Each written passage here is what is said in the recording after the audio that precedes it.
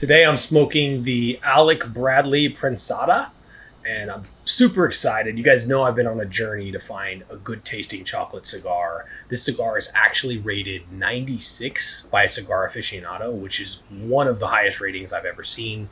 It's also said to have notes of chocolate, and that is my mission right now, is to find a really good tasting chocolate cigar. So I'm super excited.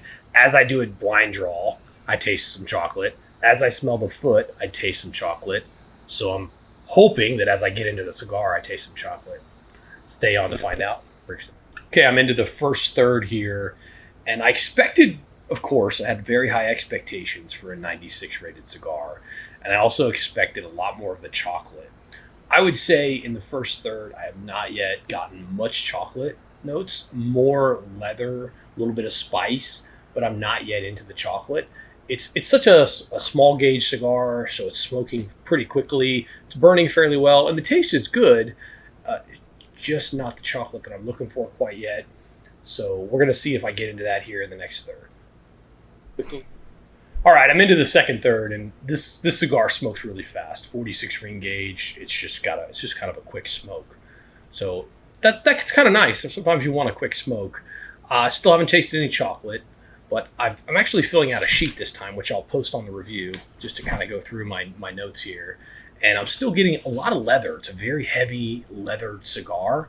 One of the things they ask you on the sheet is, like, what's the mouth feel? Does it go towards more coarse or more smooth? And I would say the taste profile on this is it's a much smoother smoke. Super, not too harsh. The complexity goes from simple to intricate. I would say it's kind of right in the middle. It's not super simple because it's got a spice and leather, and it's good there. The flavor goes from bland to rich. I would say it's definitely on a little bit of the richer side, right? I would call this like a medium cigar. The harmony, it goes from uneven to balanced, and this is a completely balanced smoke. I mean, for a 96 rated cigar, I would be very surprised if you've got an uneven taste profile. This taste profile is completely balanced.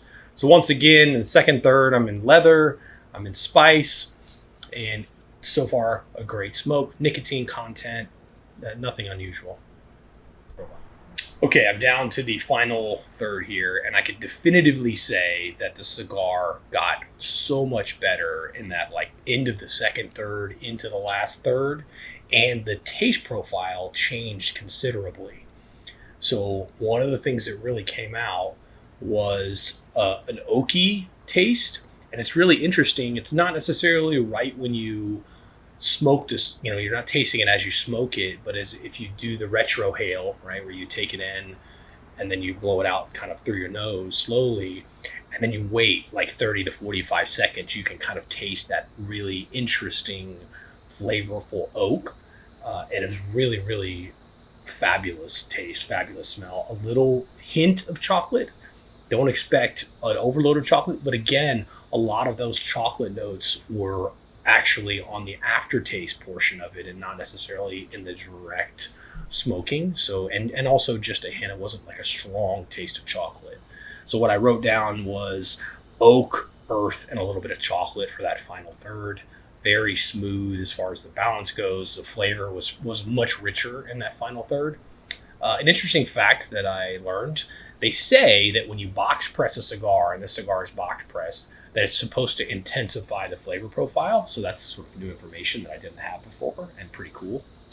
Overall, I really enjoyed the cigar. It didn't have quite the chocolate flavor that I wanted, but I would say it for a quicker smoke, you're looking for a 35 minute smoke, the Alec Bradley Prensado is a great smoke.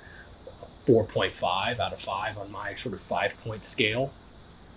The other thing was interesting about this cigar is the leaf was actually grown in 2006 for this cigar, and then they aged it to 2008.